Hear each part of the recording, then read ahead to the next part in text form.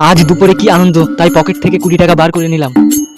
কারণ আজ গ্রামের ছেলেদের মিনি ফুটবল খেলবো। 20 টাকার বাজি, যারা জিতবে তারা মুড়ি খাওয়াবে। তাই ভেবে বাড়ি থেকে বার হয়ে গেলাম। বাড়ি থেকে বার হতেই আমার সামনে পছন্দের ঘোড়া, আচ্ছা না মানে বাইক। আর এই হচ্ছে আমাদের মুরগি। মুরগি, তুমি একটু কিছু বলো। হ্যাঁ বলছি, এই হচ্ছে নতুন ভিডিও করছে, সেটা এটা একটু সাপোর্ট করে দিও তোমরা, ঠিক আছে?